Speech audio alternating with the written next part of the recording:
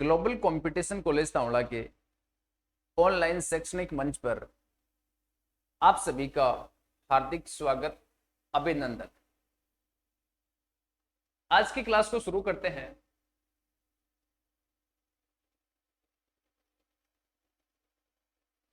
अपने भूगोल की इस सीरीज के अंतर्गत अपना जो टॉपिक चल रहा है उस टॉपिक का नाम है ज्वालामुखी। ज्वालामुखी। तो हमने सबसे पहले इस टॉपिक को शुरू करने से पहले अपन ने समझा था कि ज्वालामुखी क्या होता है।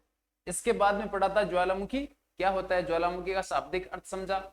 उसके बाद में ज्वालामुखीयता क्या होता है, एक ज्वालामुखी है, दूसरा क्या है ज्वालामुखीयता क्या है, उसके बारे में पढ़ा। उसके बाद में ज्वालामुखी क्रिया, एक वरश्रेष्ठ विद्वान है जिन्होंने ज्वालामुखी क्रिया को वल्केनिज्म कहा। उसके बाद में पढ़ा कि ज्वालामुखी क्रिया धरातल के आंतरिक भाग, धरातल के अंदर ऐसा कौन सा भाग है जहां से ज्वालामुखी क्रिया के दौरान तरल मैग्मा या लावा का उद्गार होता है, यानी उसको दुर्बलता मंडल या एस्टेनोस्फीयर बोलते हैं। उसके बारे में पढ़ा था।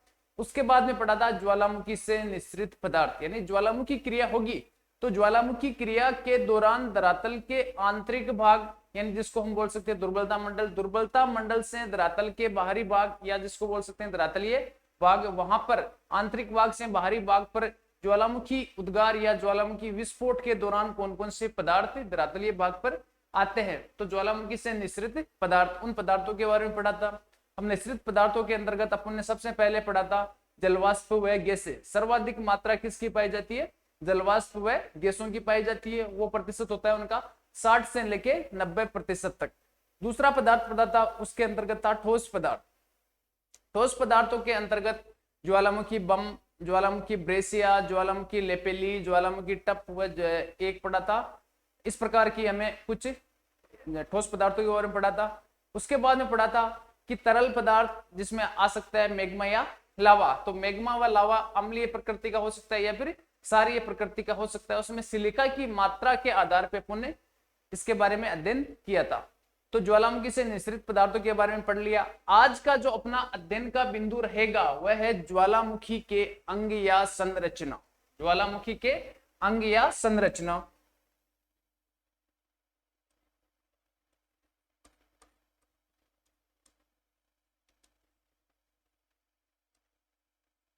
ज्वालामुखी के अंग या इसको बोल सकते हैं संरचना। संरचना, अंग या संरचना का शाब्दिक अर्थ होता है कि ज्वालामुखी क्रिया धरातल के आंतरिक भाग से धरातल के बाहरी भाग पर किस किस प्रकार होती है। तो इसमें सहायक कौन कौन से अंग होते हैं या फिर किस प्रकार की स्ट्रक्चर या संरचना बनती है, उसके संबंध में अपन आज पढ़ेंगे। तो इसके संबंध में ज्वालामुखी अंग व संरचनाएं, इसके संबंध में कुछ शब्दावलियों का हम प्रयोग करेंगे। उन शब्दावलियों के अंतर्गत सबसे पहली शब्दावली होगी, उस शब्दावली का नाम रहेगा, सबसे पहले कुछ शब्दावली हैं उन शब्दावलियों को लिखूंगा, फिर एक डायग्राम के माध्यम से मैं आपको ये बताने की कोशिश करूंगा। तो शब्दावली है, शब्दावलियों में सबसे पहला होगा उसको बोलेंगे ज्वालामुखी। ज्वालामुखी, पाइप या इसको बोल सकते हैं ज्वालामुखी नली। ज्वालामुखी पाइप या ज्वालामुखी नली। ज्वालामुखी पाइप या ज्वालामुखी नली का मतलब क्या होता है कि धरातल के आंतरिक भाग, धरातल का आंतरिक भाग जिसको हम बोलते हैं दुर्बलता मंडल या फिर क्या बोलते हैं एस्टेनोस्फीयर, वहां से लेके धरातल के बाहरी भाग, क्रस्ट के ऊपरी भाग तक मैग्मा धरातल के आंतरिक भाग से बाहरी भाग तक जिस पाइप के माध्यम से आता है उसको बोल सकते हैं ज्वालामुखी पाइप या ज्वालामुखी नली। दूसरी शब्दावली है ज्वालामुखी, ज्वालामुखी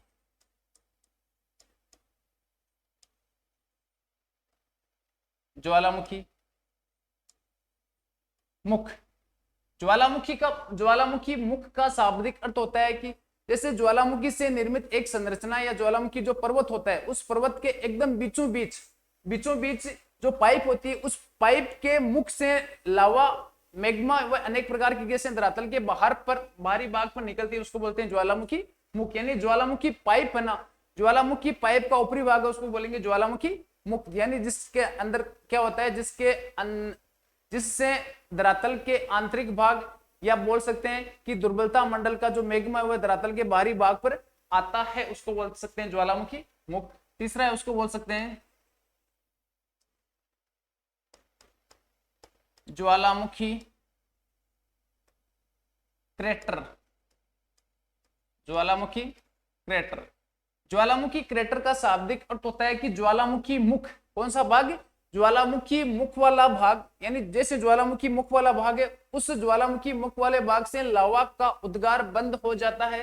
तो लावा का उद्गार बंद हो जाने के बाद में अस्थायी पानी की एक झील बन जाती है, पानी की झील बन जाती है, क्योंकि नीचे वाला भाग है उसमें लावा का, ये ज्वालामुखी पाइप या ज्वालामुखी मुख है उसमें लावा रहेगा, और लावा का उद्गार नीचे से प्रेशर कम हो जाएगा या बंद हो जाएगा तो लावा वहीं पर रहेगा, और ऊपर जैसे वर्षा होगी तो वर्षा होने के बाद में वहां पर क्या हो जाएगी, एक झील नुमा अस्थायी झील बन जाएगी, उसको बोलेंगे ज्वालामुखी क्रेटर। चौथी शब्दावली उसको बोलेंगे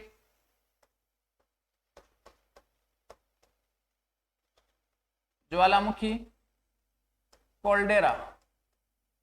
कोल्डेरा, ज्वालामुखी कोल्डेरा, यानी ज्वालामुखी क्रेटर वाला भाग छोटा रहेगा और ज्वालामुखी क्रेटर में क्या होंगे, लगातार एक बार ज्वालामुखी उद्गार बंद हो गया उसके बाद में वापस ज्वालामुखी उद्गार होगा तो ज्वालामुखी क्रेटर वाला भाग लगातार क्या हो जाएगा, बड़ा होता जाएगा, उसको बोलेंगे ज्वालामुखी कोल्डेरा। यानी ज्वालामुखी क्रेटर वाला भाग छोटा है, यानी ये छोटी झील है, जबकि ज्वालामुखी कोल्डेरा वो क्या हो जाती है, बड़ी झील हो जाती है, उसको बोल सकते हैं ज्वालामुखी कोल्डेरा। इसके अंतर्गत हो सकता है कि ज्वालामुखी क्रेटर से जो झील बनी है उसमें क्या हो सकता है, दसाव हो सकता है, या फिर धरातल के आंतरिक भाग से वापस एक बार ज्वालामुखी उद्गार बंद हो गया उसके बाद में वापस उद्गार होगा तो दूसरे भाग से, यानी ज्वालामुखी पाइप वाला भाग है उसके किनारे वाले भाग से ज्वालामुखी वापस से विस्फोट या उद्गार होना शुरू हो जाएगा, तो उसका लगातार ज्वालामुखी क्रेटर का लगातार विस्तार होता जाएगा, उस विस्तार को हम बोलेंगे ज्वालामुखी कोल्डेरा।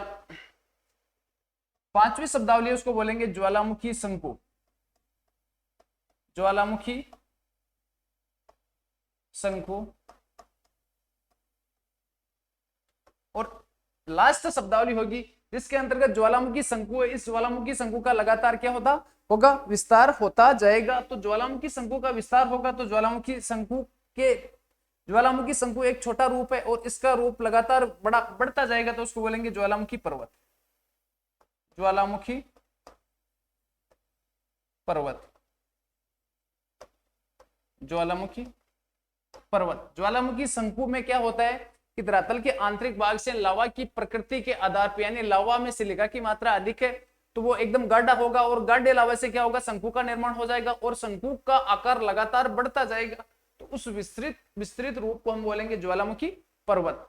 तो इस प्रकार की शब्दावलियां ये है ज्वालामुखी के क्या है, ये अंग या ज्वालामुखी की संरचनाएं कौन कौन सी हो सकती है। इसके अंतर्गत पहली संरचना है उसको बोलेंगे ज्वालामुखी पाइप, यानी ज्वालामुखी पाइप का संबंध कहां से होता है, धरातल के आंतरिक भाग या पृथ्वी के भूगर्भ, पृथ्वी का भूगर्भ जिसको हम बोल सकते हैं दुर्बलता मंडल, दुर्बलता मंडल से लेके स्थल मंडल के बीच वाला भाग है जहां से मैग्मा धरातल के आंतरिक भाग से बाहरी भाग में आएगा, तो उसको बोलेंगे ज्वालामुखी पाइप या नली। यानी ज्वालामुखी उद्गार के लिए जो रास्ता होता है उसको बोलेंगे ज्वालामुखी पाइप या नली।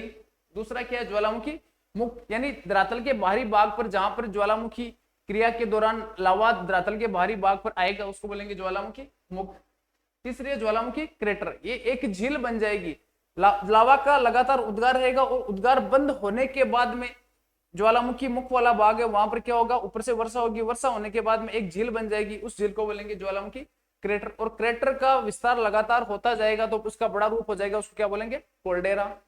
बाद में होगा ज्वालामुखी शंकु, यानी पर्वत के सदृश संरचना बन जाएगी, उसको बोलेंगे ज्वालामुखी शंकु। और ज्वालामुखी शंकु का लगातार विस्तार होगा तो उससे निर्मित जो संरचना होती उसको बोलेंगे ज्वालामुखी पर्वत। तो ये इस प्रकार की 5-6 शब्दावलियां हैं, इन 6 शब्दावलियों को एक डायग्राम के माध्यम से समझने की कोशिश करते हैं।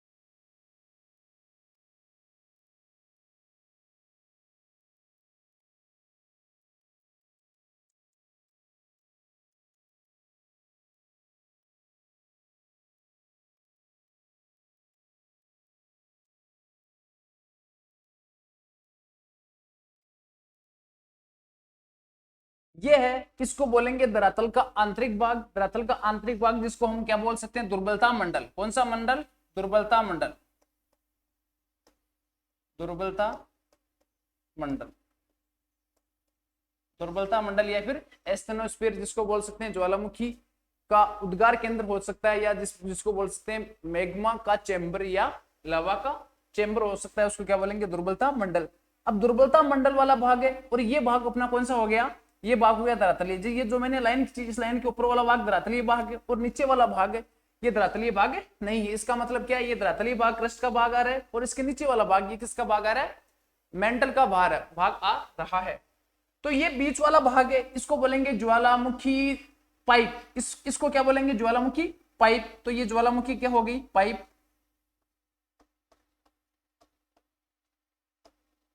ज्वालामुखी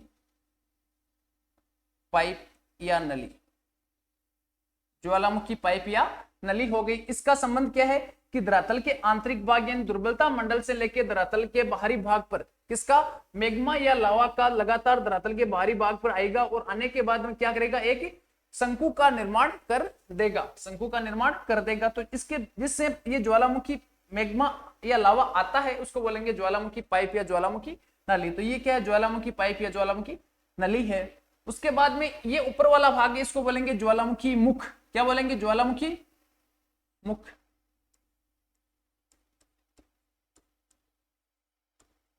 ज्वालामुखी मुख, ज्वालामुखी मुख। 2 नंबर आ गया, ज्वालामुखी पाइप या नली होगी। दूसरा ज्वालामुखी मुख, यानी जिस भाग से, अब ये ज्वालामुखी मुख की मैंने यहां पर बात क्यों की, क्योंकि ज्वालामुखी का मुख सबसे पहले यहां पर था, लेकिन वहां पर क्या है, लगातार मैग्मा इस प्रकार परत दर परत जमता गया, तो जमने के कारण ये ज्वालामुखी मुख है ना, ये लगातार ऊपर की ओर बढ़ता जाता है। ये यहाँ पर आ गया, उसके बाद में लावा का उद्गार होगा, तो इस प्रकार जम जाएगा, तो जमने के बाद में इसकी आकृति और ऊपर हो जाएगी। तो ये ज्वालामुखी मुख हो गया। 3 नंबर पे ज्वालामुखी क्रेटर। अब देखो, ज्वालामुखी क्रेटर वाला भाग है, ये ज्वालामुखी मुख वाला भाग है ना, इस ज्वालामुखी मुख वाले भाग पर ही लगातार लावा आता रहेगा, तो इसको ज्वालामुखी मुख बोलेंगे। लेकिन जब लावा का उद्गार बंद हो जाएगा, तो यहाँ पर क्या है, एक पानी अस्थायी झील बन जाएगी इस भाग में, इस प्रकार एक झील बन जाएगी इस भाग में, और उस झील के अंतर्गत क्या हो जाएगा, पानी आ जाएगा। झील में क्या आ जाएगा, पानी आ जाएगा, तो उसको बोलेंगे, यहां पर इस प्रकार पानी आ गया इसमें, तो इसको बोलेंगे ज्वालामुखी क्रेटर। ज्वालामुखी क्रेटर, क्रेटर। और जब ज्वालामुखी क्रेटर का, ये ज्वालामुखी क्रेटर वाला भाग है, इसका लगातार विस्तार होता जाएगा, यानी ज्वालामुखी क्रेटर वाला भाग इस प्रकार बन जाएगा, इस प्रकार। तो ये एक बड़ा व विस्तृत रूप धारण कर लेगा, इसको बोलेंगे ज्वालामुखी कोल्डेरा, इसको बोलेंगे ज्वालामुखी कोल्डेरा।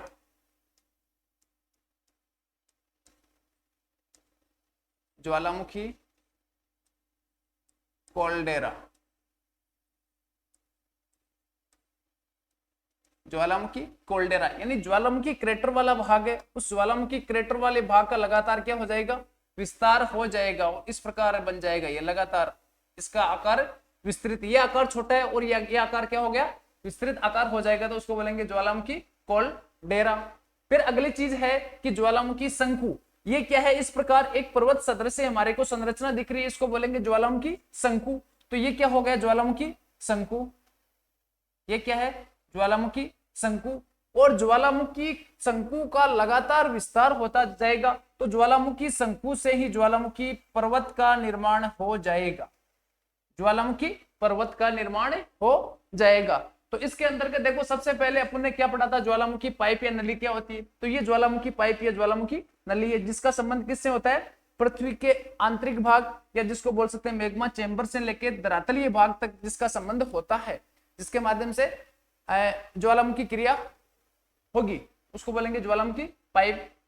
ज्वालामुखी पाइप का एकदम ऊपरी भाग जिसके द्वारा धरातल के ऊपरी भाग पर मैग्मा आता है, उसको बोलेंगे ज्वालामुखी मुख। अगला है ज्वालामुखी क्रेटर। क्या होती है, ज्वालामुखी उद्गार बंद हो जाने के बाद में ज्वालामुखी मुख वाले भाग पर अस्थायी पानी की झील बन जाती है, उसको बोलेंगे क्रेटर झील। जब क्रेटर झील में लगातार धसाव होगा या फिर ज्वालामुखी का वापस उद्गार होगा तो उसके द्वारा जो निर्मित झील है यानी क्रेटर का विस्तृत रूप है उसको बोलेंगे कोल्डेरा। अगला है ज्वालामुखी शंकु, ये पर्वत सदृश संरचना बन जाएगी, इसको ज्वालामुखी शंकु बोलेंगे। और ज्वालामुखी शंकु का आकार लगातार बढ़ता जाएगा तो उसको वो क्या बोलेंगे, ज्वालामुखी पर्वत। तो ये 5-6 शब्दावली हैं, इसको मैंने एक डायग्राम के माध्यम से आपको समझाने की कोशिश की है। अब इनके बारे में थोड़ा थोड़ा आपको मैं लिखा देता हूं। तो एक नंबर है उसको बोलेंगे ज्वालामुखी पाइप, एक नंबर है उसको बोलेंगे ज्वालामुखी पाइप।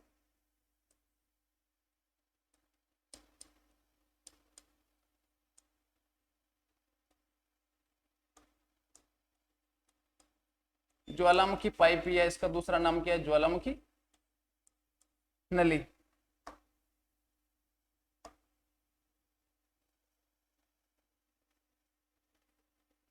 इसका संबंध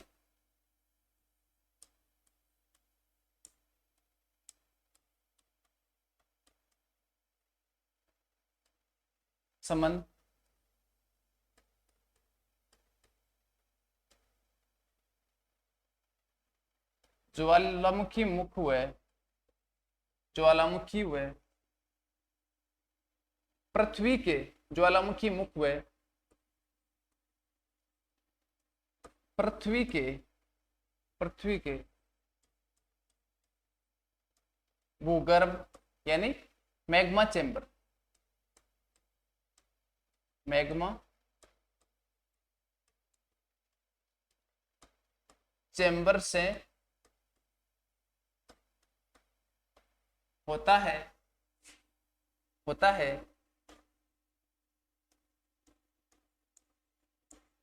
इसमें मैग्मा का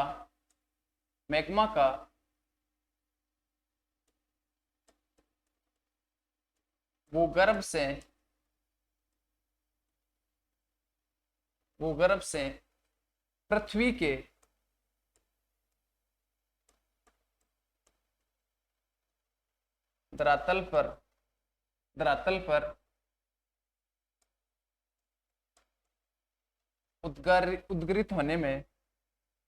धरातल पर उद्गरित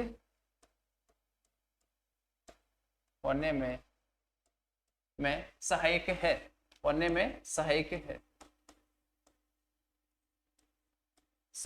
तो इसका संबंध एक तो क्या है, ज्वालामुखी मुख व दूसरा क्या है, ज्वालामुखी मुख व पृथ्वी के भूगर्भ। यानी एक नीचे वाला भाग है उसको बोलेंगे पृथ्वी का भूगर्भ या उसको बोलेंगे मैग्मा चेंबर या उसको बोलेंगे दुर्बलता मंडल। दुर्बलता मंडल से दूसरा क्या है, ज्वालामुखी मुख। ज्वालामुखी मुख कहां पर होगा, धरातल के बाहरी भाग पर होगा, जबकि ज्वालामुखी मैग्मा चेंबर धरातल के आंतरिक भाग। तो आंतरिक भाग से लेके और बाहरी भाग है वहां पर इनका कनेक्शन रहेगा।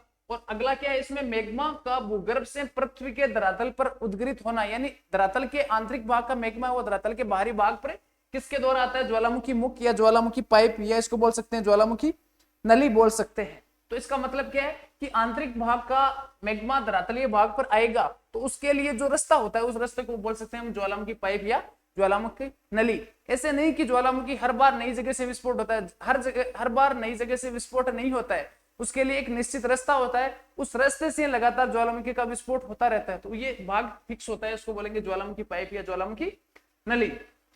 उसके बाद में दूसरा है, इसका दूसरा भाग है उसको बोलेंगे ज्वालामुखी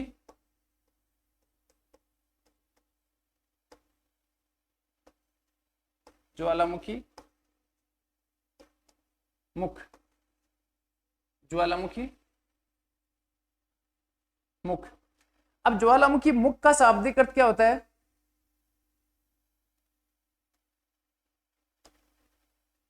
ज्वालामुखी पर्वत के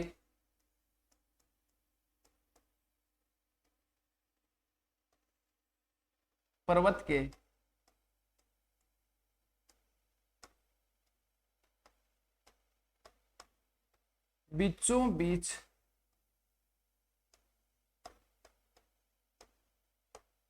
ज्वालामुखी पर्वत के बीचों बीच से होकर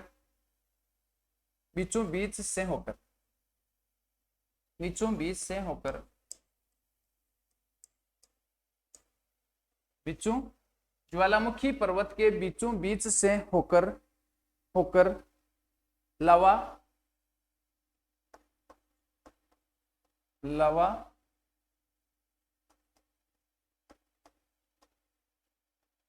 आंतरिक भाग से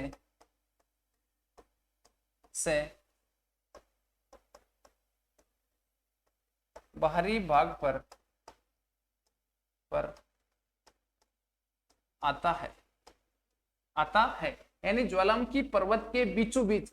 अब ज्वालामुखी का मुख कहां पर होगा? ज्वालामुखी का मुख ज्वालामुखी पर्वत के एकदम बीचों बीच होगा। बीचों बीच होगा तो लगातार क्या होगा? एक शंकु का निर्माण हो जाएगा। ऐसे नहीं कि एक साइड में है एक साइड में वो है, एक साइड में नहीं होगा, एकदम बीचों बीच, एकदम बीचों बीच होगा।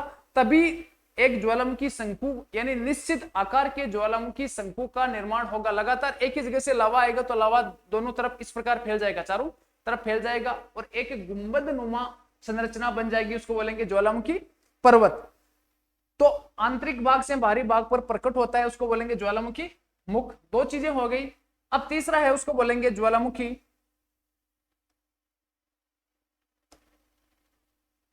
3 नंबर है, उसको बोलेंगे ज्वालामुखी क्रेटर।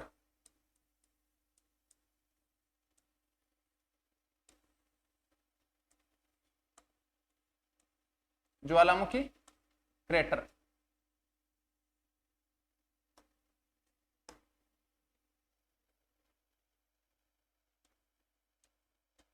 जब मैग्मा का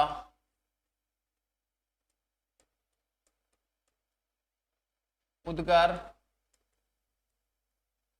बंद हो जाता है, मैग्मा का उद्गार बंद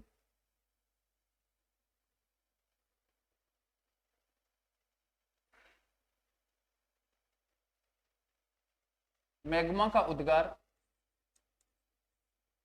बंद हो जाता है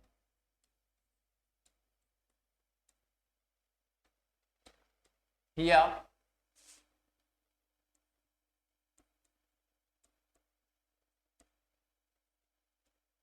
ज्वालामुखी मुख का वह भाग जहां पर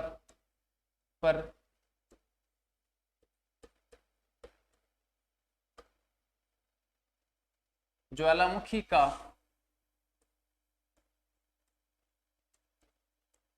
लावा आना बंद हो जाता है तो वहां पर पानी की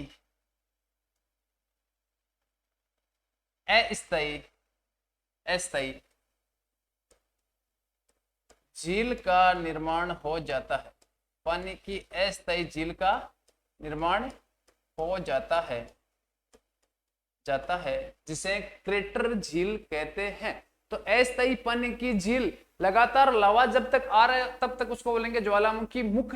लेकिन ज्वालामुखी मुख वाला वह भाग जहां से लगातार क्या है? लावा आना बंद हो जाएगा। तो बंद होने के बाद में नीचे लावा का प्रेशर लगातार रहेगा और लावा का उद्गार नहीं आ रहा है। तो इस ज्वालामुखी पाइप वाला भाग है, इस ज्वालामुखी पाइप वाले भाग या ज्वालामुखी मुख वाला भाग है, वहां पे नीचे से लावा रहेगा और ऊपर से वर्षा होगी। तो वर्षा होने के बाद में वहां पे अस्थायी पानी की झील बन जाएगी। तो उस झील को हम बोलेंगे ज्वालामुखी क्रेटर।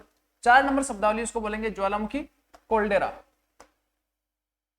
4 नंबर है, उसको बोलेंगे ज्वालामुखी कोल्डेरा।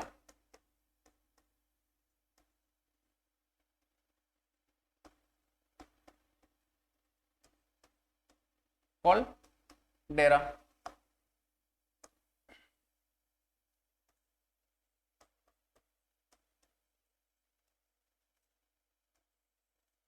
ज्वालामुखी क्रेटर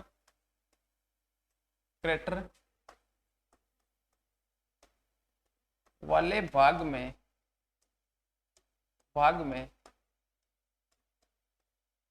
लगातार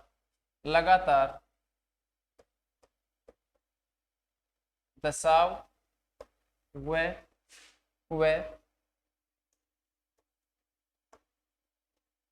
नवीन लावा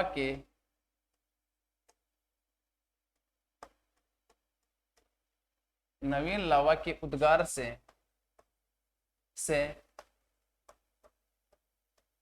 क्रेटर का आकार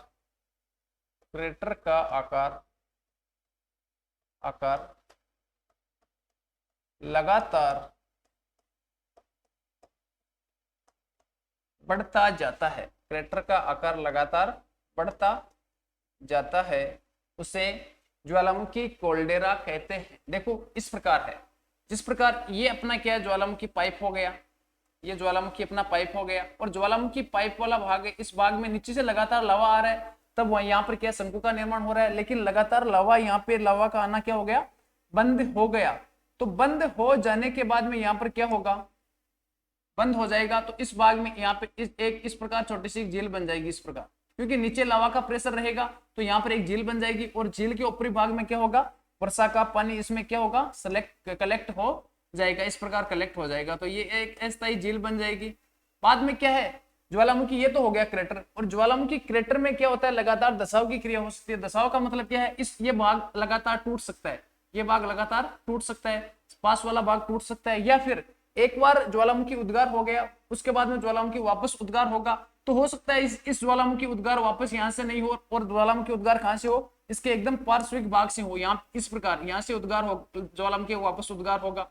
तो उद्गार होने के बाद में ये आकृति है ना इसकी, ज्वालामुखी क्रेटर वाली आकृति, ये क्रेटर वाली आकृति में लगातार क्या हो जाएगा, विस्तार हो जाएगा इस प्रकार। एक बार लावा यहाँ से उद्गृत हो गया, दूसरी बार यहाँ से उद्गृत हो गया, तो इस प्रकार ये क्रेटर वाला भाग है, क्रेटर वाला भाग लगातार क्या हो जाएगा, बढ़ता जाएगा।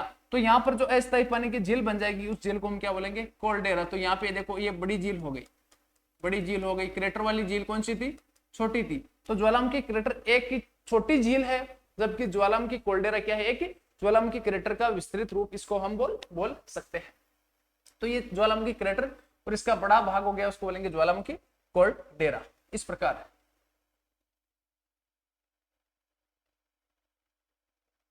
फिर 5 नंबर शब्दावली लेते हैं।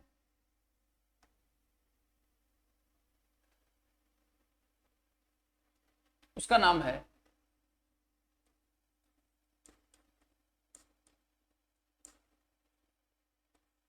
ज्वालामुखी शंकु। ज्वालामुखी शंकु, ज्वालामुखी शंकु। तो ज्वालामुखी शंकु का अर्थ क्या होता है कि जब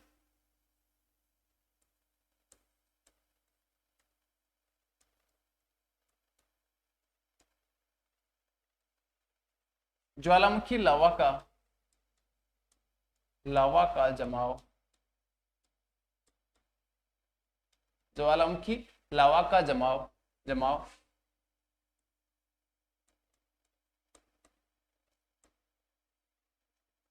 ज्वालामुखी शंकु के चारों ओर हो जाता है,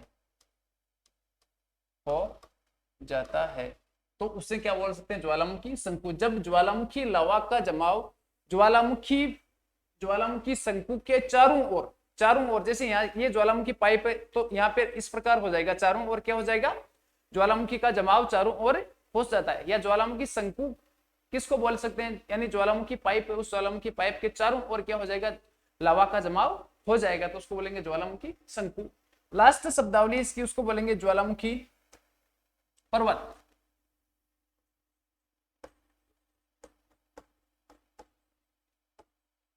ज्वालामुखी पर्वत।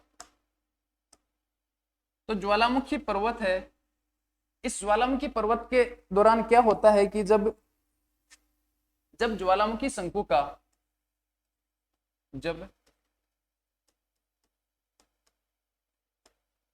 ज्वालामुखी शंकु का विस्तार बहुत अधिक हो जाता है, बहुत अधिक हो जाता है या बोल सकते हैं ज्वालामुखी शंकु का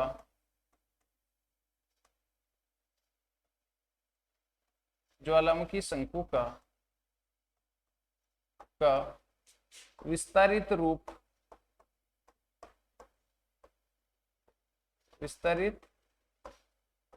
रूप ही ज्वालामुखी पर्वत कहलाता है। ज्वालामुखी पर्वत कहलाता है।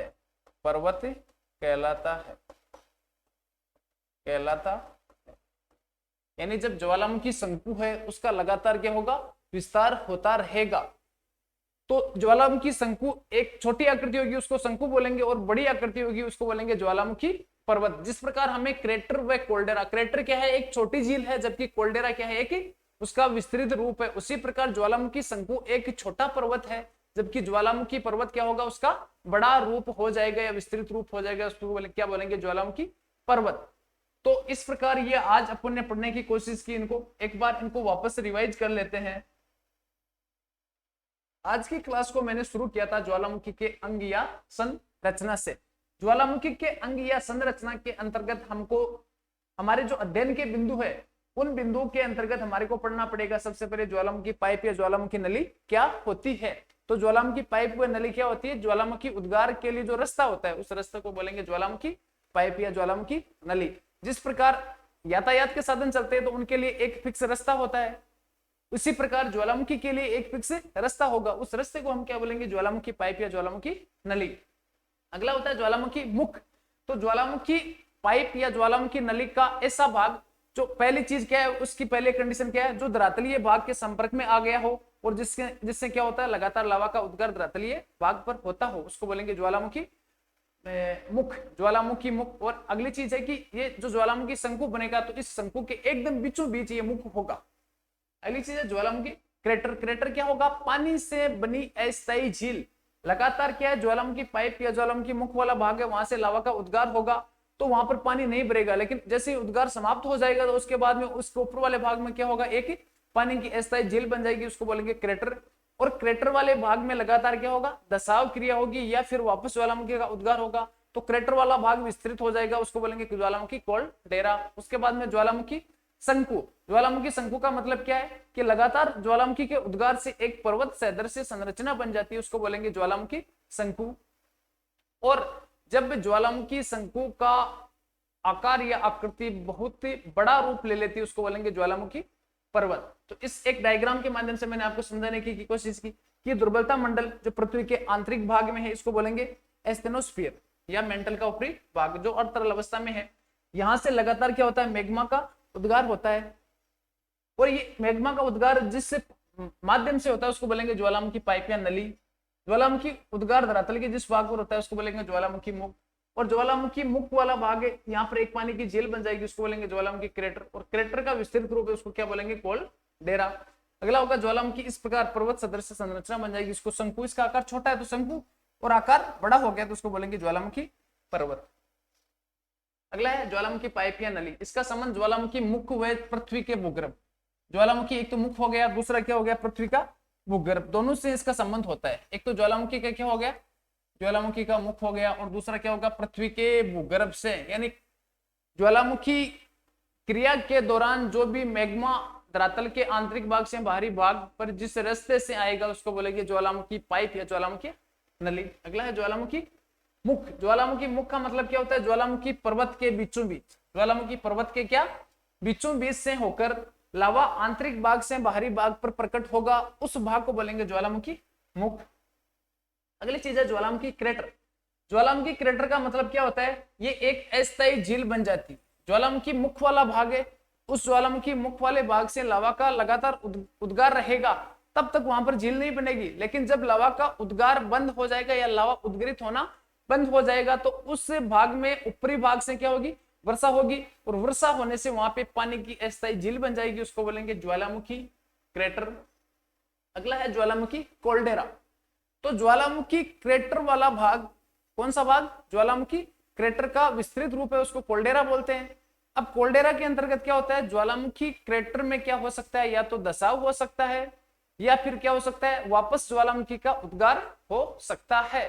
तो ज्वालामुखी क्रेटर वाले भाग में दसाव हो सकता है या फिर नवीन ज्वालामुखी का क्या हो सकता है, उद्गार हो सकता है। तो ज्वालामुखी क्रेटर के पार्श्विक भाग लगातार बढ़ते रहेंगे और बढ़ने से ज्वालामुखी क्रेटर का विस्तृत रूप बन जाएगा, उसको बोलेंगे ज्वालामुखी कोल्डेरा। इसमें एक बात और बोलते हैं, इसकी आकृति घोंसले नुमा होती है, पक्षी का घोंसला होता है ना, उस प्रकार की इस सदृश इसकी संरचना होती है। तो घोंसले नुमा संरचना होती है, उसको कोल्डेरा बोलते हैं। अगला होता है ज्वालामुखी शंकु। तो ज्वालामुखी शंकु क्या होता है, आंतरिक भाग से मैग्मा लगातार धरातलीय भाग पर आएगा और आने पर एक पर्वत सदृश संरचना बन जाएगी, यानी ज्वालामुखी मुख के चारों ओर लावा इस समान रूप से जाएगा और जाने से एक पर्वत सदृश संरचना बन जाएगी, यानी छोटा रूप होगा, उसको बोलेंगे ज्वालामुखी शंकु। और ज्वालामुखी शंकु का विस्तार लगातार होता रहेगा या लगातार बढ़ता रहेगा, तो एक विस्तृत रूप ले लेगा, उसको बोलेंगे ज्वालामुखी पर्वत। तो आज की क्लास में मैंने ज्वालामुखी का अंग व ज्वालामुखी को संरचना को आपको समझाने की कोशिश की। आज की क्लास को मैं ही समाप्त करता हूं। थैंक्स।